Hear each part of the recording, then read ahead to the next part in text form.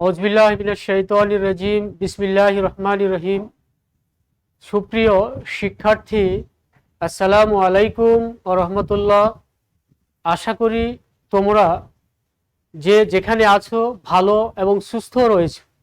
প্রিয় শিক্ষার্থী, আমরা নিয়মিত অনলাইন ক্লাসের অংশ হিসেবে রাজশাহী কলেজ রাজশাহী কর্তৃক আয়োজিত একাদশ শ্রেণীর ইসলাম শিক্ষা বিষয় কোড 249 অনলাইন ক্লাসে তোমাদের স্বাগত জানাচ্ছি। প্রিয় শিক্ষার্থী, আমরা ইতিপূর্বে তোমাদের সাথে পঞ্চম অধ্যায় অর্থাৎ ইসলামের অর্থ ব্যবস্থা বিষয়ক আমরা অধ্যায় থেকে তোমাদের সাথে একাধিক ক্লাস নিয়েছি। আজকে আমরা তোমাদের সাথে ইসলামের অর্থ ব্যবস্থা অধ্যায় থেকে ইসলামী ব্যাংকিং ধারণা, গুরুত্ব ও প্রয়োজনীয়তা এ বিষয়ে আমরা তোমাদের সাথে ক্লাস করব। প্রিয় শিক্ষার্থী, আমরা আশা করি তোমরা আজকের ক্লাস উপস্থাপনায় রয়েছি আমি মোহাম্মদ মুস্তাফিজুর রহমান, সহকারী অধ্যাপক, আরবি ও ইসলামিক স্টাডিজ বিভাগ, রাজশাহী কলেজ। প্রিয় শিক্ষার্থী, তোমাদেরকে আবারও স্বাগত জানাই আজকের অনলাইন ক্লাসে একাদশ শ্রেণীর ইসলাম শিক্ষা বিষয়ক ক্লাসে। প্রিয় শিক্ষার্থী, আমরা আশা করি তোমরা আমাদের ক্লাসের শুরু থেকে শেষ পর্যন্ত আমাদের সাথে থাকবে এবং এই ক্লাস থেকে তোমরা তোমাদের প্রয়োজনীয় তথ্যগুলো কালেকশন করবে এবং তাছাড়াও যদি মনে করো আরও কোনো বিষয়ে তোমাদের প্রয়োজনীয়তা সহযোগিতা প্রয়োজন, তাহলে আমাদের সাথে পরবর্তীতে বা আমাদের ক্লাস চলাকালীন যোগাযোগ করবে। প্রিয় শিক্ষার্থী, আমরা আমাদের আজকের আলোচ্য বিষয় ইসলামী ব্যাংকিং ধারণা, গুরুত্ব ও প্রয়োজনীয়তা। আমরা আমাদের ক্লাসে চলে যাই। প্রিয় শিক্ষার্থী, আমরা বিষয়টি ইংরেজিতে এইভাবে উপস্থাপন করতে পারি: Islamic banking concept, importance and necessity. প্রিয় শিক্ষার্থী, আমরা ধারাবাহিকভাবে আমাদের আজকের ক্লাস আলোচনা করব। আমরা প্রথমেই একটু দেখে নিই আমাদের শুরু কথা। প্রিয় শিক্ষার্থী, আমরা জানি ইসলাম একটি পূর্ণাঙ্গ জীবন ব্যবস্থা, অর্থাৎ আল্লাহ পাক পবিত্র কোরআনের মধ্যে বলছেন, মা ফারাতনা ফিল কিতাবি মিন শাইইন, আমি পবিত্র কোরআনের মধ্যে, পবিত্র আল কিতাবের মধ্যে কোনো কিছু ছেড়ে দেয়নি, অর্থাৎ কোনো কিছু বাদ দেয়নি, পরিত্যাগ করেনি, কোনো কিছু বাদ পড়েনি। প্রিয় শিক্ষার্থী, আমাদের চলার পথে অর্থাৎ এই পৃথিবীতে আমাদের যা কিছু প্রয়োজন তার সবকিছুই আল্লাহ পাক এই পবিত্র দিন ইসলামের মধ্যে নির্দেশনা দিয়েছে, হয় কোরআনে, না হয় মহানবী সাল্লাল্লাহু আলাইহি সাল্লামের হাদিসে আমরা এইসব দিক নির্দেশনা পাই। প্রিয় শিক্ষার্থী, আমাদের দৈনন্দিন চলার পথে গুরুত্বপূর্ণ একটি ফ্যাক্টর, গুরুত্বপূর্ণ একটি সেক্টর অংশ, জীবনের অপরিহার্য অংশ হচ্ছে আমাদের অর্থনীতি। প্রিয় শিক্ষার্থী, আমরা আমাদের অর্থনৈতিক কর্মকাণ্ড ছাড়া আমাদের জীবন অচল, অর্থাৎ মানব জীবন অচল, অর্থাৎ আমরা প্রতিটি কাজে কর্মের জন্য আমাদের টাকা পয়সা, অর্থের প্রয়োজন। সুতরাং ইসলাম এই আর্থিক ব্যবস্থাপনা বিষয়ে অত্যন্ত গুরুত্বপূর্ণ দিক নির্দেশনা দিয়েছে। আমরা জানি নামাজ, রোজা, হজ, যাকাত সহ অন্যান্য কিছু গুরুত্বপূর্ণ ফরজ ইবাদত রয়েছে। তার সাথে সাথে ইসলামী শরীয়তের পন্থায় অর্থাৎ শরীয়ত সম্মত পন্থায় আর্থিক লেনদেন করাও একটি ফরজ ইবাদত, অর্থাৎ ইসলামের একটি গুরুত্বপূর্ণ আবশ্যক বিষয় হচ্ছে বৈধ পন্থায় হালাল উপায়ে আর্থিক লেনদেন করা। প্রিয় শিক্ষার্থী, আমরা দেখেছি এই লক্ষ্যকে সামনে রেখে, পবিত্র কোরআনের এই নির্দেশনাকে সামনে রেখে ইসলামী ব্যাংকিং ব্যবস্থা গড়ে উঠেছে। অর্থাৎ ইসলামী ব্যাংকিং ব্যবস্থা হচ্ছে পবিত্র কোরআন এবং হাদিসের নীতিমালার আলোকে মানুষের প্রয়োজনের চাহিদা মোতাবেক বৈধ পন্থায়, শরীয়ত নির্দেশিত পন্থায় একটি ব্যাংকিং ব্যবস্থা। প্রিয় শিক্ষার্থী, আমরা যদি অতি সংক্ষেপে বলতে চাই তাহলে আমরা বলতে পারি এই ইসলামী ব্যাংকিং ব্যবস্থার অন্যতম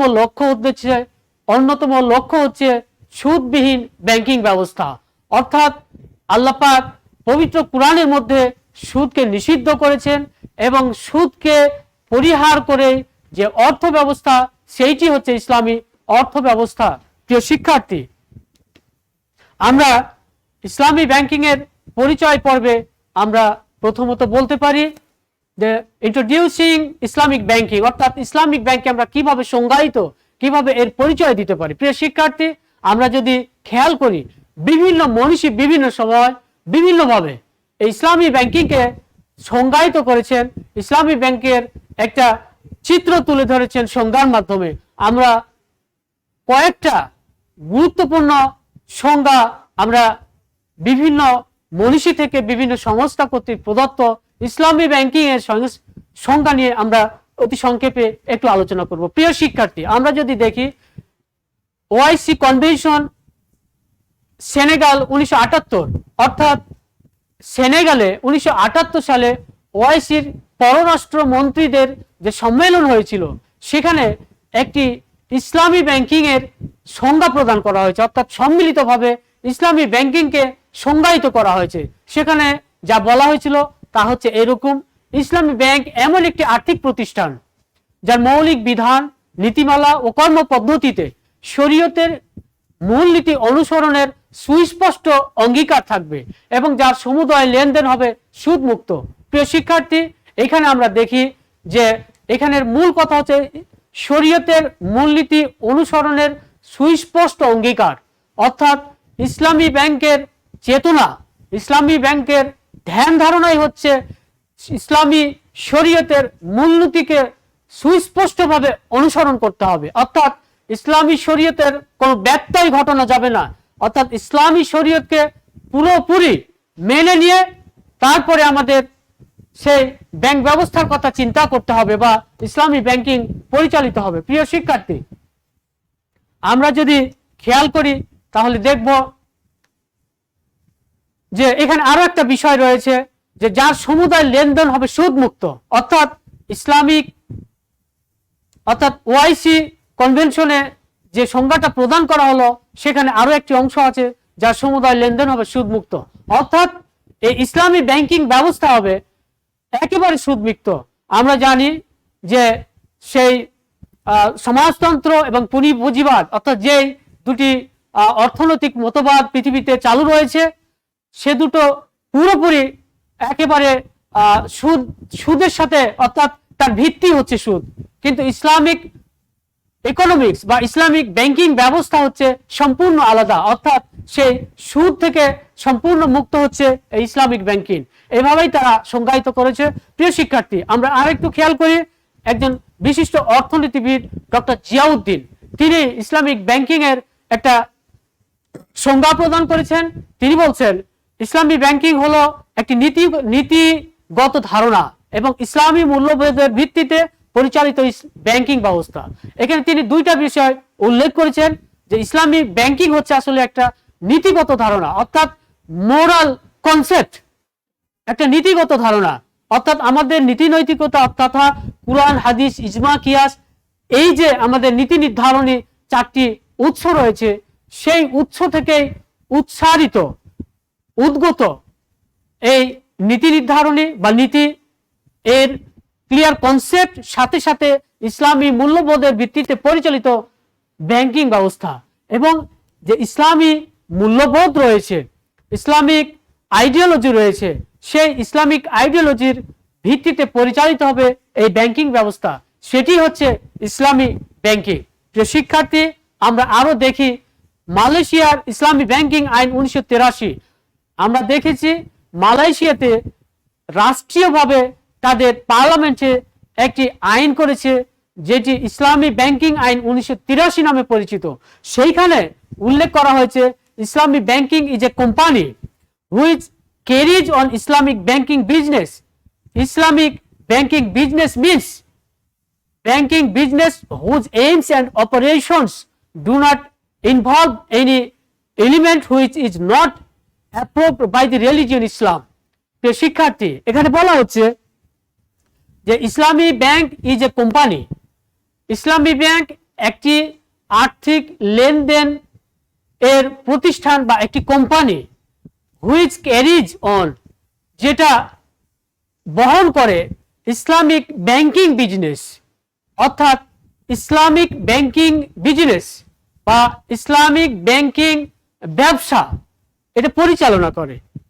এখন পরবর্তীতে বলা হচ্ছে ইসলামিক ব্যাংকিং বিজনেস মিনস, অর্থাৎ ইসলামী ব্যাংকিং ব্যবসা বা লেনদেন বলতে বোঝায় ব্যাংকিং বিজনেস, অর্থাৎ এটা একটি ব্যাংকিং বিজনেস বা ব্যাংক ভিত্তিক আদান প্রদান, ব্যাংক ভিত্তিক ব্যবসা বাণিজ্য, হুজ এইমস অ্যান্ড অপারেশনস, যার লক্ষ্য উদ্দেশ্য এবং কার্যক্রমগুলো do not involve any element, যেখানে কোনো উপাদান সংযুক্ত হয় না, কোনো উপাদান সংগৃহীত হয় না বা উপাদান সংশ্লিষ্ট করা হয় না, which is not approved by the religion Islam, যেই উপাদানগুলো ইসলাম ধর্ম কর্তৃক অ্যাপ্রুভড নয়, অনুমোদিত নয়। অর্থাৎ এই ইসলামী ব্যাংকিং হচ্ছে এমন একটি ব্যবসায়িক ব্যাংকিং প্রতিষ্ঠান, যে ব্যবসায়িক ব্যাংকিং প্রতিষ্ঠানের লক্ষ্য উদ্দেশ্য এবং কর্মকাণ্ড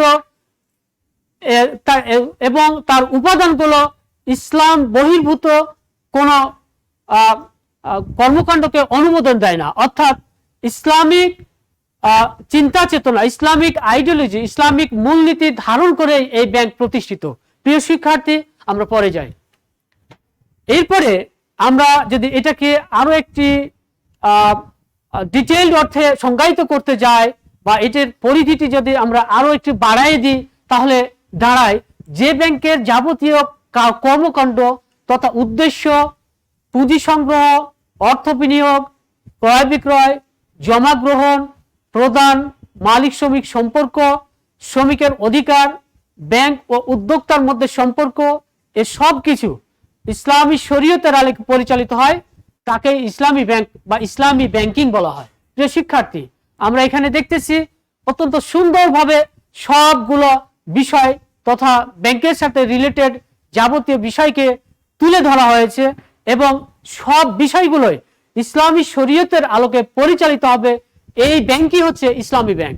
এখানে আমরা দেখতেছি যে এখানে বলা হচ্ছে যাবতীয় কর্মকাণ্ড তথা উদ্দেশ্য, অর্থাৎ এইম অফ এ ব্যাংকিং, অর্থাৎ এইম অফ ব্যাংকিং বা aim of A Islami bank, এই ইসলামী ব্যাংকের উদ্দেশ্য পুঁজি সংগ্রহ, অর্থাৎ আমরা পুঁজি সংগ্রহ করব, অর্থ বিনিয়োগ করব, ক্রয় বিক্রয়, এরপরে এই ব্যাংকে যে জমা গ্রহণ করা হয়, সাথে সাথে ব্যাংক থেকে যা কিছু প্রদান করা হয়, অর্থাৎ আর্থিক যে জমা গ্রহণ ও প্রদান অর্থাৎ লেনদেন, মালিক শ্রমিক সম্পর্ক, অর্থাৎ ব্যাংকে যে বিনিয়োগ করা হয় সেই ক্ষেত্রে মালিক আছে এবং অন্যান্য যে শ্রমিকরা রয়েছে তাদের যে সম্পর্ক, শ্রমিকের অধিকার, অর্থাৎ যারা ব্যাংক থেকে অর্থ নিয়ে শ্রম দিবে বা বিভিন্ন কাজের সাথে জড়িত থাকবে বা ব্যাংকিং সেক্টরে যারা কর্মরত থাকবেন ইত্যাদি, এবং ব্যাংক ও উদ্যোক্তার মধ্যে সম্পর্ক, অর্থাৎ ব্যাংক কর্তৃপক্ষ এবং যারা কাজে আগ্রহী উদ্যোক্তা এদের মধ্যে কি সম্পর্ক গড়ে উঠবে, এ সব কিছু পরিচালিত হবে ইসলামী শরীয়তের আলোকে। যখন সব কাজগুলো সামষ্টিকভাবে ইসলামী শরীয়তের বিধান অনুযায়ী পরিচালিত হবে, আমরা সেই ব্যাংককে ইসলামী ব্যাংক বলতে পারি বা সেই ব্যাংকটি হচ্ছে ইসলামিক ব্যাংকিং। প্রিয় শিক্ষার্থী, অর্থাৎ আমরা যদি সবকিছু মিলিয়ে অতি সংক্ষেপে বলতে চাই, তাহলে শরীয়ত সম্মত উপায়ে সুদ মুক্ত কল্যাণমুখী নিরাপদ আর্থিক লেনদেনের মাধ্যমে হচ্ছে ইসলামী ব্যাংক। আমরা একটি সেন্টেন্সের মাধ্যমে ইসলামী ব্যাংকে আমরা সর্বোপরি সংজ্ঞায়িত করতে পারি, সেটি হচ্ছে শরীয়ত সম্মত উপায়ে, অর্থাৎ শরীয়ত সম্মত উপায়ে, অর্থাৎ শরীয়ত বহির্ভূত কোনো কাজ এখানে অ্যাকসেপ্টেবল হবে না। সুদমুক্ত এই ব্যাংকিং ব্যবস্থাটা হবে সম্পূর্ণ সুদমুক্ত, কল্যাণমুখী, অর্থাৎ ইসলামী ব্যাংকিং হবে একটি কল্যাণমুখী ব্যাংক ব্যবস্থা, নিরাপদ। এখানে যারা উদ্যোক্তা এবং যারা মালিক পক্ষ ব্যাংক কর্তৃপক্ষ সবাই নিরাপদ অনুভব করবে আর্থিক লেনদেনের মাধ্যম। এই যে আমরা কতগুলো বিষয় বললাম, শরীয়ত সম্মত উপায়ে সুদমুক্ত কল্যাণমুখী নিরাপদ আর্থিক লেনদেনের মাধ্যম, এই সব কিছু কর্মকাণ্ডের মাধ্যম হচ্ছে এই ইসলামী ব্যাংক। প্রিয় শিক্ষার্থী, আমরা ইসলামী ব্যাংকিং এর সংজ্ঞা জানলাম, আমরা এখন পরবর্তীতে যাই। প্রিয় শিক্ষার্থী, ইসলামী ব্যাংকের উৎপত্তি ও ক্রমবিকাশ।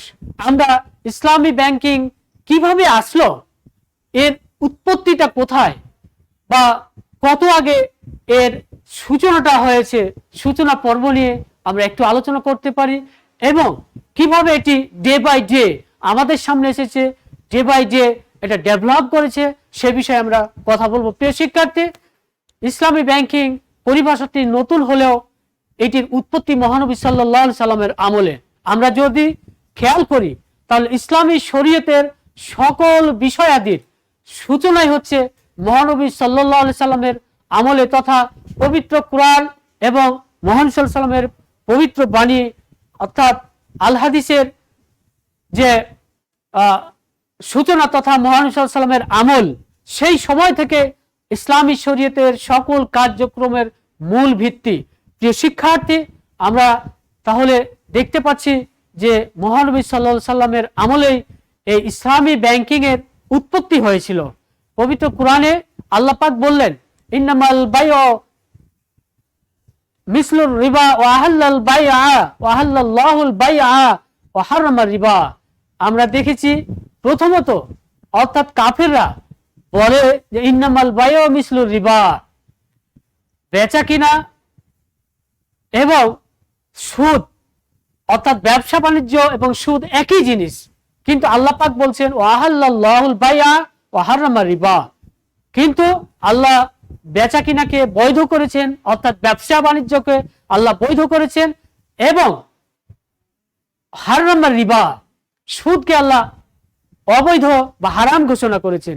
প্রিয় শিক্ষার্থী, এই আয়াত যখন মহানবী সাল্লাল্লাহু আলাইহি সাল্লামের উপর অবতীর্ণ হলো, তিনি নিশ্চিত হয়ে গেলেন যে সুদ ভিত্তিক কর্মকাণ্ড, সুদ ভিত্তিক আদান প্রদান সম্পূর্ণ হারাম, অর্থাৎ আল্লাহর পক্ষ থেকে এটিকে হারাম বলে আখ্যা দেওয়া হয়েছে। প্রিয় শিক্ষার্থী, সেই ক্ষেত্রে মহানবী সাল্লাল্লাহু আলাইহি সাল্লাম সুদ বিহীন অর্থ ব্যবস্থা গড়ে তুলতে উদ্যত হলেন এবং তিনি যাবতীয় সুদের কর্মকাণ্ড তিনি নিষিদ্ধ ঘোষণা করলেন পবিত্র কুরআনের নির্দেশের আলোকে। প্রিয় শিক্ষার্থী, এবং এ লোকে মহানবী সাল্লাল্লাহু আলাইহি সাল্লাম বাইতুল মাল প্রতিষ্ঠা করলেন।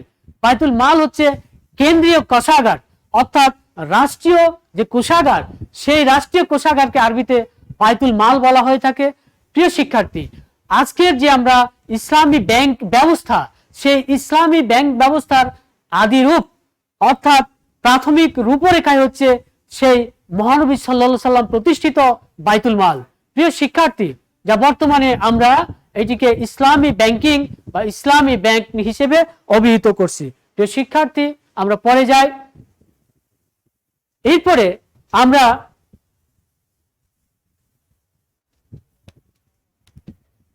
আমরা যদি খেয়াল করি তাহলে দেখব মহানবী সাল্লাল্লাহু আলাইহি সাল্লামের পরবর্তী চারজন খলিফা, হযরত আবু বকর রাদিয়াল্লাহু তাআলা আনহু, হযরত উমর রাদিয়াল্লাহু তাআলা আনহু, হযরত ওসমান রাদিয়াল্লাহু তাআলা আনহু এবং সর্বশেষ হযরত আলী রাদিয়াল্লাহু তাআলা আনহু, এই চারজন ইসলামের খলিফা তাদের জীবদ্দশায় এবং পরবর্তীতে মুসলিম শাসকগণ যতদিন তারা ক্ষমতায় ছিলেন, তারা বাইতুল মাল কেন্দ্রিক সুদবিহীন অর্থ ব্যবস্থা গড়ে তুলেছিলেন।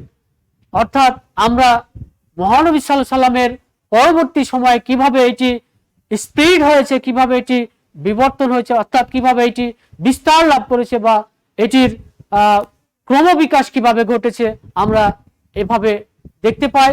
চার খলিফা এবং পরবর্তী উমাইয়া সহ আব্বাসীয় খলিফাগণ, অন্যান্য খলিফা, এরা সবাই ইসলামী অর্থ ব্যবস্থা অর্থাৎ সুদবিহীন অর্থ ব্যবস্থা তথা মহানবী সাল্লাল্লাহু আলাইহি সাল্লাম প্রবর্তিত বাইতুল মাল কেন্দ্রিক অর্থ ব্যবস্থা গড়ে তুলেছিল, যেটিকে আমরা বর্তমান সুদবিহীন ইসলামিক ব্যাংকিং সিস্টেমের সাথে সম্পূর্ণ একীভূত করতে পারি বা আমরা গুরুত্বের সাথে এটিকে তুলনা করতে পারি। প্রিয় শিক্ষার্থী, আমরা যদি পরবর্তীতে দেখি তাহলে দেখব 1963 সালে ডক্টর আহমদ আল নাগ্গার তিনি মিশরের অধিবাসী ছিলেন।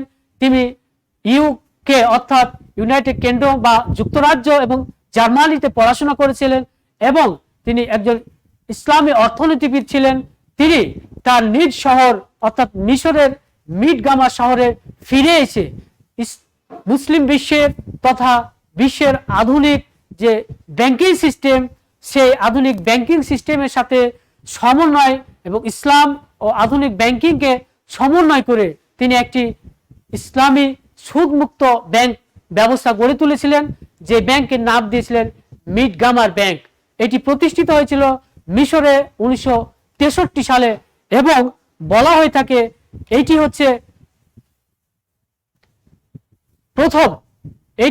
প্রথম ইসলামী ব্যাংক। প্রিয় শিক্ষার্থী, পরবর্তীতে এই মিশরে 1963 সাল থেকে আরম্ভ করে 1967 সাল, মোটামুটি ক্যালকুলেশনে আগে পরে কিছু কম বেশি মিলে 4 বছর, এই 4 বছরে মিশরে 9টি ইসলামী ব্যাংক প্রতিষ্ঠিত হয়েছিল। পরে সেই তৎকালীন সরকার কর্তৃক এই ব্যাংকগুলো নিষিদ্ধ করা হয় বা বন্ধ করে দেওয়া হয়। প্রিয় শিক্ষার্থী, পরবর্তীতে সেই দেশেই অর্থাৎ মিশরে জনগণের দাবির প্রেক্ষিতে 1972 সালে তৎকালীন সরকার নাসের সোশ্যাল ব্যাংক নামে একটি ইসলামী ব্যাংক প্রতিষ্ঠা করেন। অর্থাৎ একটা পর্যায়ে ইসলামী ব্যাংকগুলো বন্ধ হয়ে গেল, পরবর্তীতে সরকারিভাবে সেই 1972 সালে মিশরেই নাসের সোশ্যাল ব্যাংক নামে একটি ইসলামী ব্যাংক প্রতিষ্ঠিত হয়। প্রিয় শিক্ষার্থী, এরপরে যদি আমরা লক্ষ্য করি তাহলে দেখব 1969 সালে মালয়েশিয়ার পার্লামেন্টে আইন করে একটি ব্যাংক অর্থাৎ ইসলামী ব্যাংক প্রতিষ্ঠা করা হয়, যার নাম ছিল তাবুং হাজি ইসলামী ব্যাংক। এটি প্রতিষ্ঠিত হয়েছিল মালয়েশিয়ায় 1969 খ্রিস্টাব্দে। প্রিয় শিক্ষার্থী, এরপরে যদি আমরা লক্ষ্য করি তাহলে এই ইসলামিক ব্যাংকের ধারাবাহিকতায় অর্থাৎ ইসলামী ব্যাংকিং এর ক্রমবিকাশে এখানে 1773, এটা ভুল হয়েছে, 1973 হবে। 1973 খ্রিস্টাব্দে জেদ্দায় ওআইসি পররাষ্ট্র মন্ত্রীদের সম্মেলনের প্রস্তাবে অর্থাৎ তারা প্রস্তাব মোতাবেক 1975 খ্রিস্টাব্দে আইডিবি বা ইসলামিক ডেভেলপমেন্ট ব্যাংক প্রতিষ্ঠিত হয়। প্রিয় শিক্ষার্থী, আমি দুঃখিত, এখানে সালটা ভুল হয়েছে, 1973 খ্রিস্টাব্দ হবে। 1973 খ্রিস্টাব্দে ওআইসির পররাষ্ট্র মন্ত্রীদের সম্মেলন হয়েছিল জেদ্দায়। সেই জেদ্দা সম্মেলনে নীতি নির্ধারণের পর্যায়ে সিদ্ধান্ত নেওয়া হয় যে একটি ইসলামিক ব্যাংক ব্যবস্থা গড়ে তোলা হবে মুসলিম বিশ্বের উদ্যোগে, যেটি প্রতিষ্ঠিত হয়েছিল 1975 সালে এবং যার নাম ছিল আইডিবি বা ইসলামিক ডেভেলপমেন্ট ব্যাংক। প্রিয় শিক্ষার্থী, আমরা পরে যাই। এরপরে আমরা যদি খেয়াল করি তাহলে দেখব 1977 খ্রিস্টাব্দে মিশর ও সুদানে ফয়সাল ইসলামী ব্যাংক ও কুয়েত ফাইন্যান্স ব্যাংক প্রতিষ্ঠিত হয়। 1977 খ্রিস্টাব্দে মিশর এবং সুদানে আরো একটি ব্যাংক প্রতিষ্ঠিত হলো। মিশরেও হয়েছে আবার সুদানেও হয়েছে একই নামে, অর্থাৎ ফয়সাল ইসলামী ব্যাংক নামে ব্যাংক প্রতিষ্ঠিত হলো এবং কুয়েতে একই বছর 1977 খ্রিস্টাব্দে কুয়েত ফাইন্যান্স হাউস নামে একটি ইসলামিক ব্যাংক গড়ে উঠলো। প্রিয় শিক্ষার্থী, আমরা পরে দেখতে পাই 1978 খ্রিস্টাব্দে Jordan Islami bank for finance and investment নামে একটি ইসলামিক ব্যাংক প্রতিষ্ঠিত হলো 1978 খ্রিস্টাব্দে জর্দানে। এবং একই সময় অর্থাৎ সেই 1978 খ্রিস্টাব্দে ইরান ও পাকিস্তানে ইসলামী ব্যাংক প্রতিষ্ঠিত হয়েছে। প্রিয় শিক্ষার্থী, আমরা পরে যাই। আমরা এর ধারাবাহিকতায় যদি খেয়াল করি তাহলে দেখব 1993 খ্রিস্টাব্দে মালয়েশিয়ায় সে দেশের সব ব্যাংক ব্যবস্থাকে ইসলামী ব্যাংকে রূপান্তরিত করা হয়। অর্থাৎ মালয়েশিয়ায় পুরো ব্যাংক ব্যবস্থায় 1993 খ্রিস্টাব্দ থেকে পুরো ইসলামিক ব্যাংকিং ব্যবস্থা চালু রয়েছে। প্রিয় শিক্ষার্থী, এরপরে আমরা যদি খেয়াল করি তাহলে লক্ষ্য করব বর্তমানে পৃথিবীর ব্যাপী প্রায় 300-রও বেশি ইসলামী ব্যাংক প্রতিষ্ঠিত হয়েছে, যেগুলা ইসলামী উম্মার কল্যাণে পবিত্র কুরআন হাদিসের নির্দেশিত পন্থায় লেনদেন করে যাচ্ছে। প্রিয় শিক্ষার্থী, আমরা এই আলোচনা থেকে বলতে পারি যে ইসলামী ব্যাংক প্রতিষ্ঠার ফলে মানুষ বৈধ পন্থায় আর্থিক লেনদেন, কর্মসংস্থান ও মানব সম্পদ উন্নয়নের সুযোগ পাচ্ছে। এক কথায় প্রিয় শিক্ষার্থী, আমরা পরে যাই। এরপরে বাংলাদেশে ইসলামী ব্যাংকিং, আমাদের এই দেশে কিভাবে, কখন বাংলাদেশে অর্থাৎ এই দেশে ইসলামী ব্যাংকিং শুরু হলো, আমরা খেয়াল করি। সেই 1963 সালের থেকে শুরু করে 1993 সালের মালয়েশিয়ার জাতীয় পর্যায়ে অর্থাৎ রাষ্ট্রীয় পর্যায়ে ব্যাংকিং সিস্টেম চালুর পরে আমরা এখানে 1983 সালে 13 মার্চ বাংলাদেশে ইসলামী ব্যাংক বাংলাদেশ লিমিটেড নামে একটি ব্যাংক প্রতিষ্ঠিত হয়েছে, যা বলতে পারি এটি দক্ষিণ পূর্ব এশিয়ার সর্বপ্রথম ইসলামী ব্যাংক। অর্থাৎ ইসলামী ব্যাংক বাংলাদেশ লিমিটেড বা IBBL, এটি দক্ষিণ পূর্ব, শুধু বাংলাদেশি না, দক্ষিণ পূর্ব এশিয়ার সর্বপ্রথম ইসলামী ব্যাংক। প্রিয় শিক্ষার্থী, বর্তমানে বাংলাদেশে আমরা যদি খেয়াল করি তাহলে দেখব 9টি শরিয়া ভিত্তিক পূর্ণাঙ্গ ব্যাংক ব্যবস্থা রয়েছে, ইসলামী ব্যাংকিং ব্যবস্থা রয়েছে। অর্থাৎ আমরা সেগুলোর নাম কয়েকটা বলতে পারি: ইসলামী ব্যাংক বাংলাদেশ লিমিটেড, আল আরাফা ইসলামী ব্যাংক লিমিটেড, এরপরে সোশ্যাল ইনভেস্টমেন্ট ব্যাংক, এরপরে আছে IFIC, এরপরে রয়েছে শাহজালাল ব্যাংক। এইভাবে আমরা অনেকগুলো, অর্থাৎ এখানে আমরা দেখতেছি যে 9টি শরিয়া ভিত্তিক পূর্ণাঙ্গ ইসলামী ব্যাংক রয়েছে। প্রিয় শিক্ষার্থী, আমাদের এই পরিসংখ্যানটি হচ্ছে 2020 সালের পরিসংখ্যান। প্রিয় শিক্ষার্থী, আমরা যদি আবার খেয়াল করি তাহলে আমরা আরো দেখতে পাবো যে শুধু এই 9টি শরিয়া ভিত্তিক পূর্ণাঙ্গ ইসলামী ব্যাংক নয়, বরং বর্তমানে এই ইসলামী ব্যাংকগুলোর সফলতা দেখে উৎসাহিত হচ্ছে অন্যান্য ব্যাংকগুলো, এবং সেই ব্যাংকগুলোর মধ্যে থেকে 17টি ব্যাংকে ইসলামী ব্যাংকের শাখা অথবা ইসলামী ব্যাংকিং উইন্ডো চালু হয়েছে। প্রিয় শিক্ষার্থী, এগুলা অত্যন্ত আমাদের জন্য আশাব্যঞ্জক এবং মানুষ ইসলামী ব্যাংকের প্রতি ঝুঁকতেছে। এটি অবশ্যই আমাদের সফলতার দিক। প্রিয় শিক্ষার্থী, আমরা পরে দেখি যে যদি আমরা খেয়াল করি একটা পরিসংখ্যান, তাহলে আমরা দেখব যে ইসলামী ব্যাংকিং পদ্ধতিতে সকল প্রাইভেট ব্যাংকের মোট জমা 25%, অর্থাৎ সারা দেশে বাংলাদেশে যতগুলো ব্যাংকের প্রাইভেট ব্যাংকের মোট জমা রয়েছে তার 25%ই রয়েছে টোটাল ইসলামী ব্যাংক, তথা এই যে 9টি শরিয়া ভিত্তিক এবং 17টি আংশিক যে শাখা, এইগুলাই, অর্থাৎ এই ইসলামিক ব্যাংকিং সিস্টেম 25% টোটাল আমাদের প্রাইভেট ব্যাংকের জমার তারা ধারণ করে। এবং এই ব্যাংকগুলো অর্থাৎ ইসলামিক ব্যাংকিং খাত বাংলাদেশে টোটাল প্রাইভেট ব্যাংকের মধ্যে তাদের বিনিয়োগ হচ্ছে 30%। এটা অবশ্যই একটি গুরুত্বপূর্ণ বিষয় এবং আমাদের আশা জাগা নিয়ে একটি কন্ডিশন। প্রিয় শিক্ষার্থী, আমরা পরের অংশে যাই।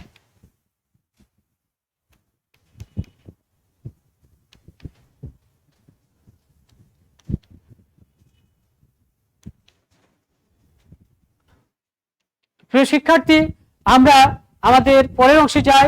ইসলামী ব্যাংকিং এর লক্ষ্য ও উদ্দেশ্য আমরা যদি খেয়াল করি তাহলে আমরা দেখব যে ইসলামিক ব্যাংকিং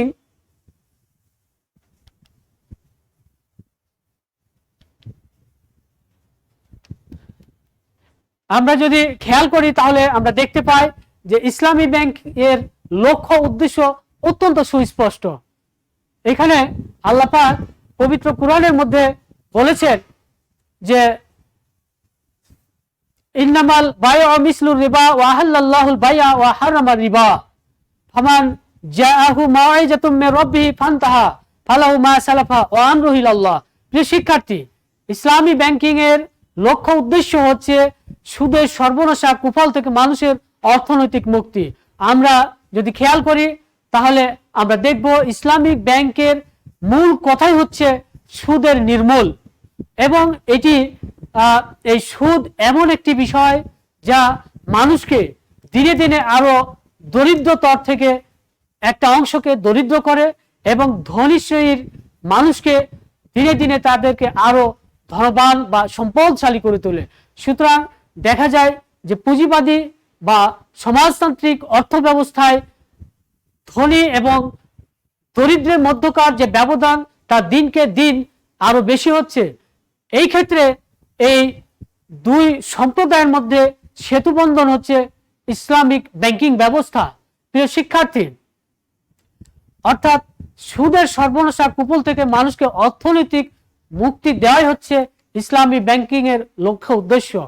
কারণ এই সুদ মানুষকে মুক্তি দিতে পারে না, বরং ধনী শ্রেণীকে আরো দিনে দিনে ধনী করতেছে এবং দরিদ্রদের আরো হতদরিদ্রের পর্যায়ে নিয়ে যাচ্ছে।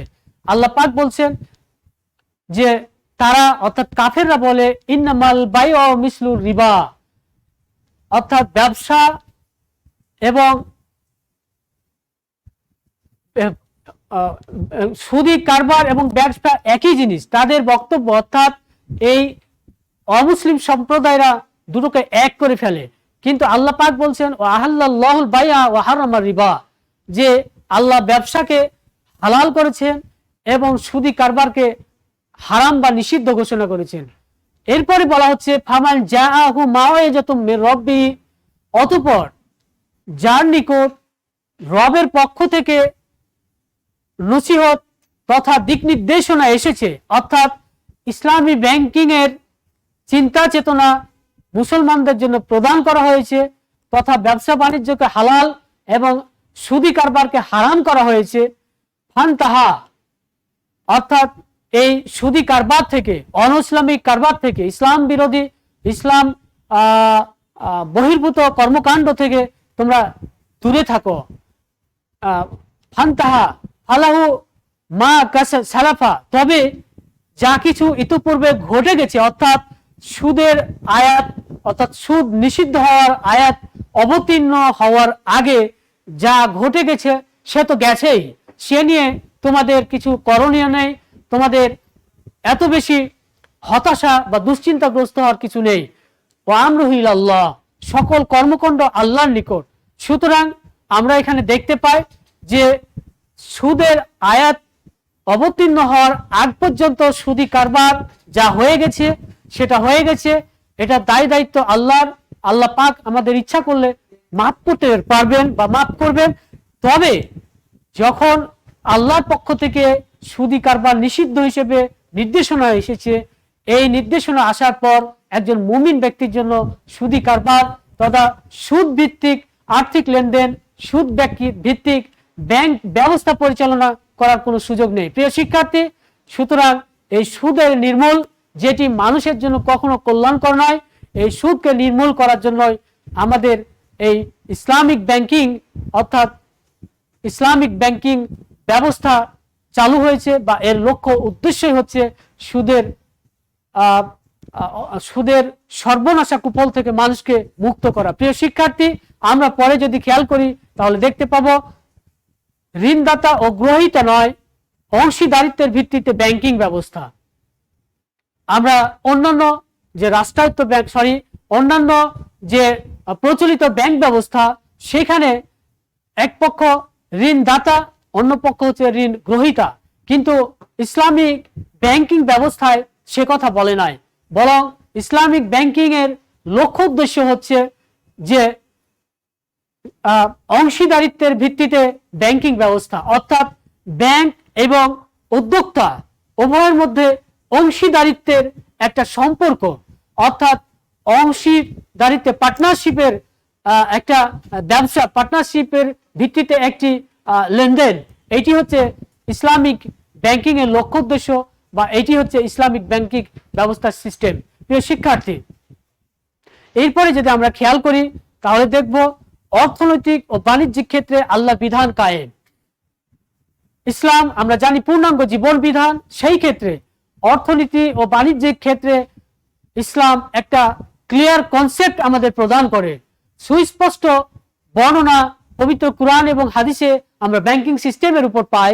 সেই ক্ষেত্রে আল্লাহ পাক বলছেন ইয়া আইয়ুহাল্লাযিনা আমানু লা তাকুল আমওয়ালাকুম বাইনাকুম বিল বাতিল ইল্লা আন তাকুনা তিজারাতান আন তারাদিন। হে ঈমানদারগণ, তোমরা পরস্পরে অন্যায়ভাবে সম্পদ ভক্ষণ করো না, তবে এটা তোমাদের জন্য অবশ্যই বৈধতা রয়েছে যে তোমরা পারস্পরিক সন্তুষ্টির ভিত্তিতে ব্যবসা বাণিজ্য করবে। প্রিয় শিক্ষার্থী, এখানে অন্যায়ভাবে সম্পদ ভক্ষণ করা, কারো সম্পদ হস্তক্ষেপ করা, কারো সম্পদে হস্তক্ষেপ অথবা কারো সম্পদ আত্মসাৎ করা, কারো সম্পদ বিনষ্ট করা, কারো অকল্যাণ চাওয়া, এটি ইসলাম বহির্ভূত বিষয়। প্রিয় শিক্ষার্থী, এখানে স্পষ্টভাবে আল্লাহ পাক হারাম ঘোষণা করেছেন, লা তাকুলু আমওয়ালাকুম বাইনাকুম বিল বাতিল, তোমরা অন্যায়ভাবে একজন আরেকজনের সম্পদ ভক্ষণ করিও না। এবং পরবর্তীতে আল্লাহ বলছেন যে তোমরা নিজেদের মধ্যে পারস্পরিক বোঝাপড়ার মাধ্যমে, পারস্পরিক সহযোগিতার মাধ্যমে, পারস্পরিক সুসম্পর্কের ভিত্তিতে তোমরা ব্যবসা বাণিজ্য করবে, এখানে কোনো আপত্তি নাই। অর্থাৎ এটি হচ্ছে ইসলামিক সিস্টেম, এটা ইসলাম নির্দেশিত পন্থা। ব্যবসা বাণিজ্য এবং অর্থনৈতিক ও বাণিজ্যিক ক্ষেত্রে আল্লাহর বিধান কায়েম করা, অর্থাৎ ইসলাম প্রদর্শিত কোরআন হাদিস নির্দেশিত পন্থায় ব্যবসা বাণিজ্য করা এবং এই ব্যবসা বাণিজ্যের মাধ্যমে আল্লাহর বিধান এই জমিনে প্রতিষ্ঠিত করাই হচ্ছে ইসলামী ব্যাংকিং এর লক্ষ্য উদ্দেশ্য। প্রিয় শিক্ষার্থী, আমরা পরে যাই। এরপরে আমরা যদি খেয়াল করি তাহলে দেখব ইসলামী অর্থ ব্যবস্থার আরো একটি লক্ষ্য উদ্দেশ্য হচ্ছে মানব সম্পদ উন্নয়ন ও কর্মসংস্থান সৃষ্টি। প্রিয় শিক্ষার্থী, আমরা যদি খেয়াল করি তাহলে দেখব যে ইসলামী অর্থ ব্যবস্থা বা ইসলামী ব্যাংকিং সিস্টেমের লক্ষ্য উদ্দেশ্য হচ্ছে মানব সম্পদের উন্নয়ন ও কর্মসংস্থান সৃষ্টি। আমরা জানি যে মানুষের যে ক্রমাগত চাহিদা, মানুষের যে কর্মসংস্থান, মানব সম্পদকে যদি আমরা আরো ডেভেলপ করতে চাই তাহলে অবশ্যই আমাকে অর্থনৈতিক কর্মকাণ্ড নিয়ে চিন্তা করতে হবে, অর্থনৈতিক কর্মকাণ্ডকে আরো গতিশীল করতে হবে, মানুষের দ্বার প্রান্তে পৌঁছে দিতে হবে এবং মানুষের উন্নয়নের জন্য এই অর্থনৈতিক কর্মকাণ্ডকে আমাকে অত্যন্ত পরিকল্পিতভাবে ব্যবহার করতে হবে। তাহলেই কি আমাদের মানব সম্পদের উন্নয়ন সম্ভব এবং এই মানব সম্পদের উন্নয়নের লক্ষ্যে আমাকে কর্মসংস্থানের সৃষ্টি করতে হবে।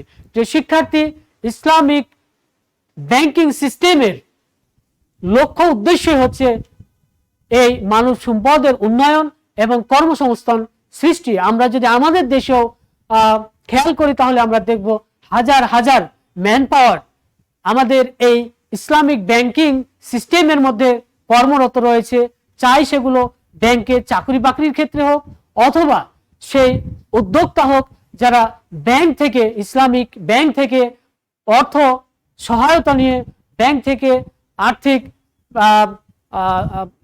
লেনদেনের মাধ্যমে তারা কর্মসংস্থান সৃষ্টি করছে এবং তারা অর্থনীতিকে, মানব সম্পদকে আরো গতিশীল, আরো সামনের দিকে এগিয়ে নিয়ে যাচ্ছে। প্রিয় শিক্ষার্থী, আমরা যদি খেয়াল করি তাহলে দেখব ইসলামী শরিয়া ভিত্তিক বিনিয়োগ ইসলামিক ব্যাংকিং সিস্টেমের একটা ধারণা বা একটা অন্যতম লক্ষ্য উদ্দেশ্য হচ্ছে যে এটি ইসলামী শরিয়া ভিত্তিক বিনিয়োগ করে।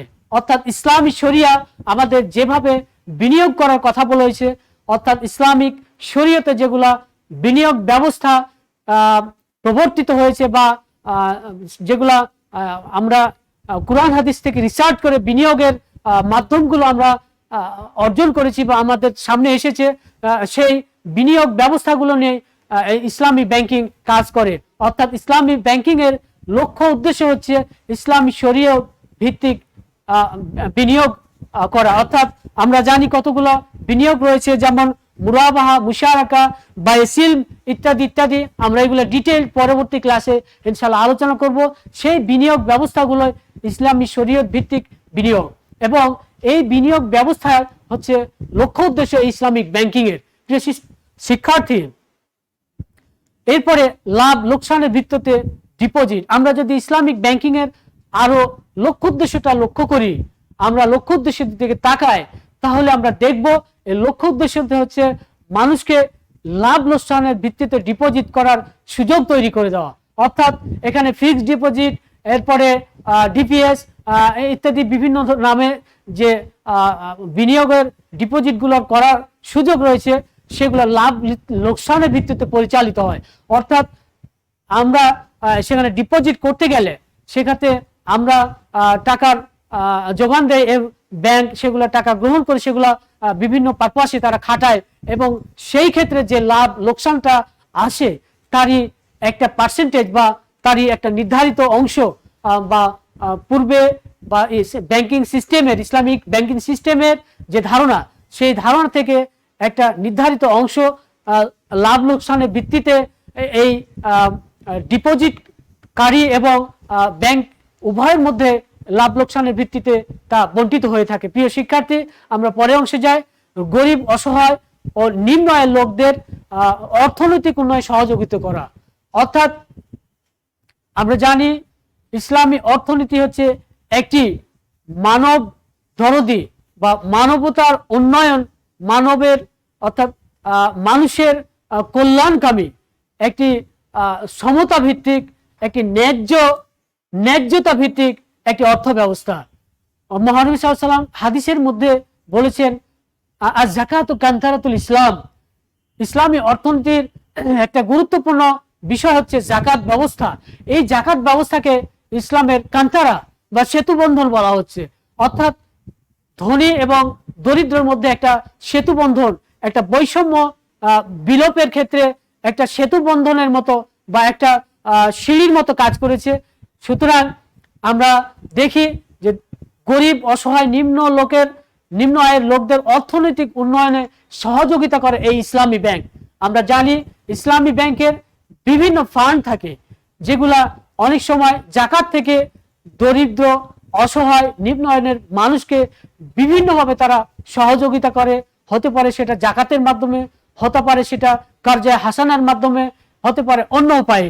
প্রিয় শিক্ষার্থী, এইভাবে কি আমরা দেখি এই ইসলামী ব্যাংকিং এর অন্যতম লক্ষ্য উদ্দেশ্য হচ্ছে অসহায় মানুষ, গরিব মানুষ, সমাজের নিম্নবিত্ত মানুষ যাদেরকে অর্থনৈতিকভাবে সচ্ছল করা, সহযোগিতা করা এই ইসলামী ব্যাংকের লক্ষ্য উদ্দেশ্য।